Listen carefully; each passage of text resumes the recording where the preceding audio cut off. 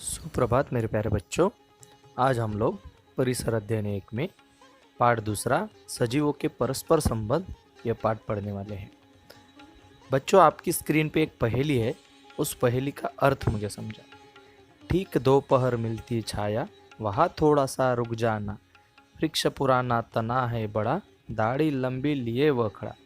बच्चों, इस पहेली का उत्तर अत्यंत आसान है। क्या तुम ये पहेली हल कर सकते हो?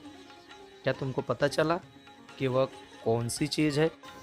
अभी आपको इस चित्र को देखकर वह समझ में आ जाएगा। समझा? वह है बरगद का पेड़। उसी प्रकार परिसर की बहुत सी वनस्पतियाँ अलग अलग कारणों से हमारे लिए उपयोगी होती है। अब यहाँ पे कुछ वनस्पतियों के नाम हैं: नागबेल, पलाश, मेथी, अड़ुसा, मीठा नीम।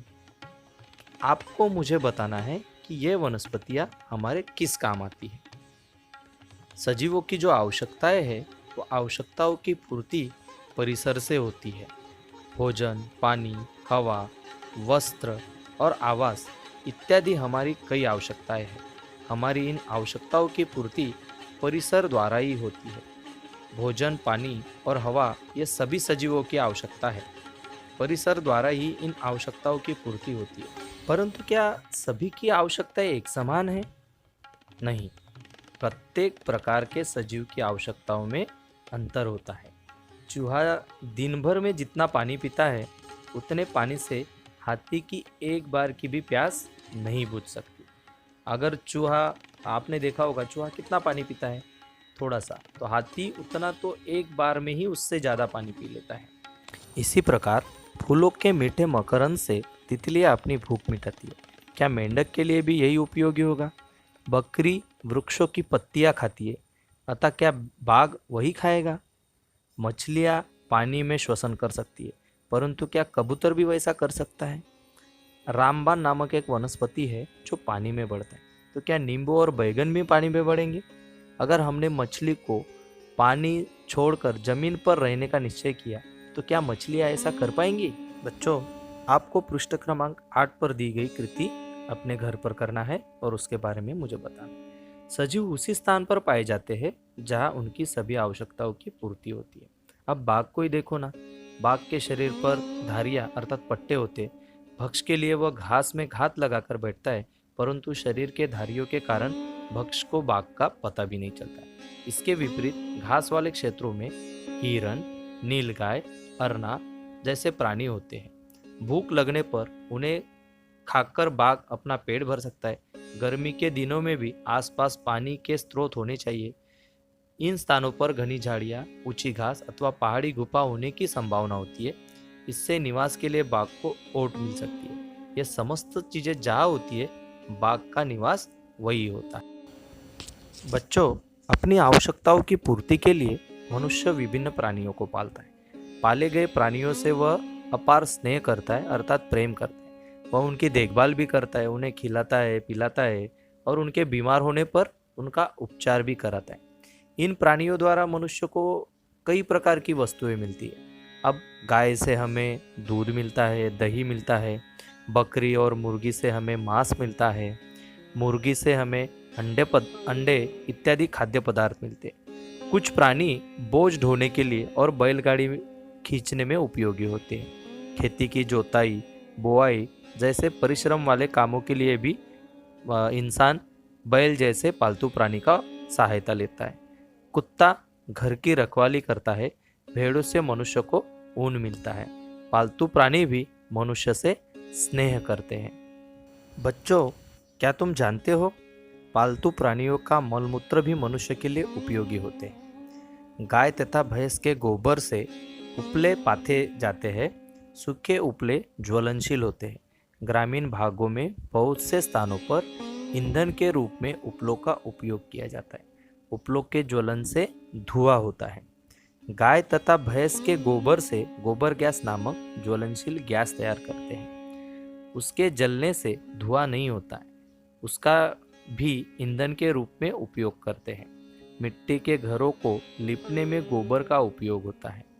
गाय, भैंस, बैल आदि के गोबर से गोबर की खाद और भेड़ों तथा बकरियों की लेंडी से लेंडी खाद तैयार की जाती है।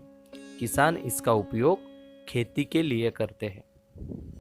बच्चों, जिस प्रकार मनुष्य को प्राणियों की आवश्यकता होती है, उसी प्रकार वनस्पतियों की भी आवश्यकता होती है। हमारी सारी आवश्यकताएं केवल प्राणियों से पूरी नहीं हो सकती। अनाज, साग सब्जी, विभिन्न प्रकार के फल इत्यादि वस्तुएं मनुष्य को वनस्पतियों से ही प्राप्त होती है। मनुष्य में फूलों के लिए भी रुचि होती है।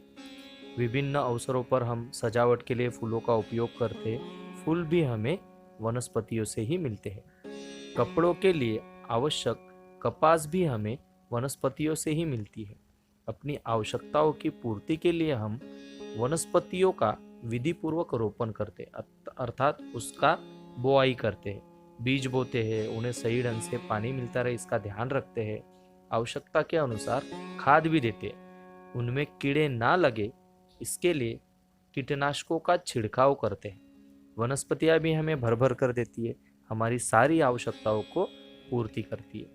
परिसर के अन्य सजीवों को भी परिसर से ही भोजन मिलता है। जैसे भूख लगने पर छिपकलियां कीड़े खाती है, कुछ विशेष प्रकार वाले सांप चूहे खाते हैं, बाघ हिरणों को खाता है, भेड़ बकरियां झाड़ियों की पत्तियां खाती है, गाय और भैंस घास खाती है। अर्थ यह है कि सभी सजीवों को भोजन जो है वो परिसर से ही मिलता है। तो हमें इस पाठ में हम लोग यही सीख रहे हैं कि हमारे सजीवों की जितनी भी आवश्यकताएं हैं वो परिसर से ही पूर्ण होती है। बच्चों, आज हम लोग एक नया शब्द सीखने वाले हैं, वृक्षवासी। वृक्ष अर्थात पेड़ और वासी अर्थात रहने वाले। अपने पूरे जीवन में अधिक से अधिक समय पेड़ों पर व्यतीत करने वाले प्राणी या पेड़ों पर रहने वाले प्राणी को हम लोग वृक्षवासी प्राणी कहते हैं। जैसे बंदर है, गिलहरियाँ है, इनका आवास पेड़ पर होता है। इसका उन्हें कुछ लाभ भी मिलता है। ऊंचाई पर रहने के कारण शत्रुओं से अपनी रक्षा करने में उन्हें आसानी होती है। इसके अतिरिक्त फलों को खाकर वे अपना पेट भी भरते हैं। उन्हें वृक्षवासी या वृक्षारोही प्राणी कहते हैं। क्या आप बता सकते हो इनके अलावा कौन से प्राणी हैं जो वृक्ष पर रहते हैं, अर्थात ज़्यादा से ज़्यादा समय वृक्ष पर बिताते हैं? ऐसा नहीं है कि वो नीचे ज़मीन पर नहीं चलते, पर ज़्यादातर समय अपना वे वृक्ष पर बिताते हैं। वे जिन पेड़ों के सहारे जीवित रहते हैं, अनजाने में वे उन पेड़ों की सहायता भी करते हैं। वृक्षवासी प्राणी इधर उधर घूमते रहते हैं।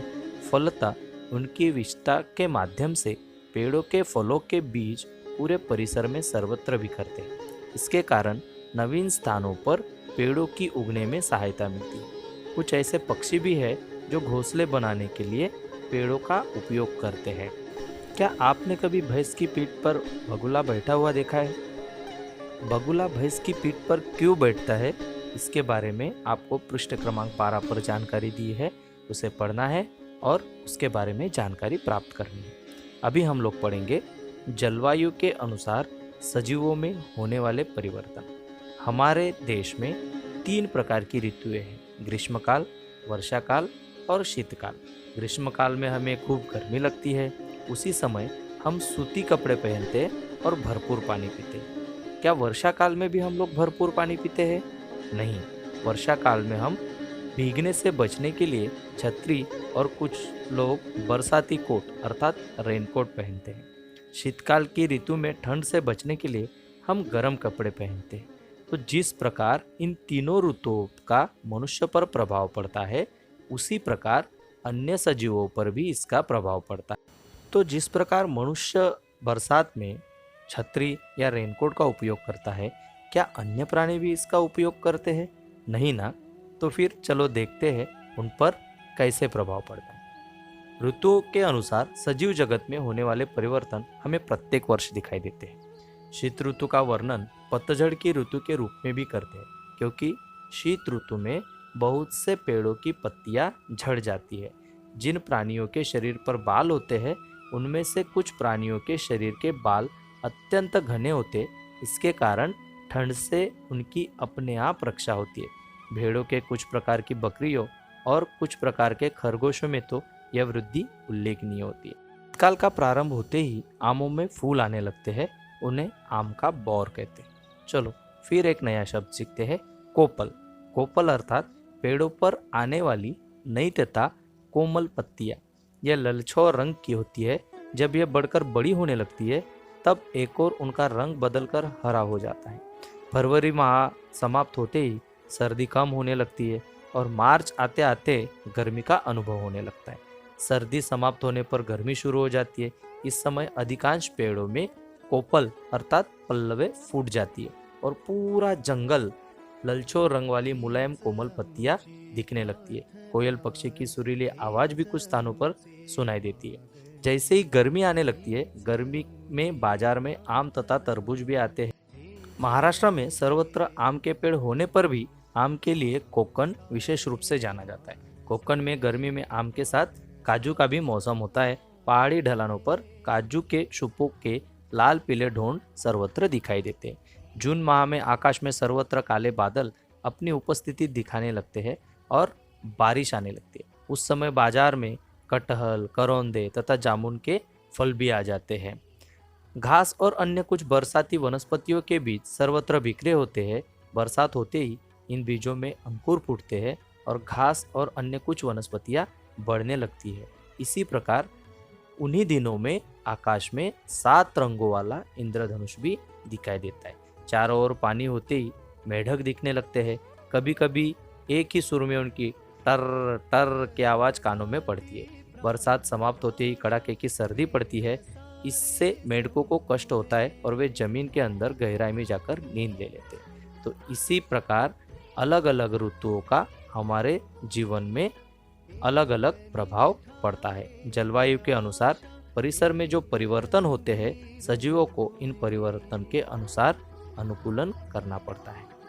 तो इस पाठ को ध्यान से पढ़ना है और इसके रिक्त स्थानों को ढूंढकर आपको लिखना है। धन्यवाद।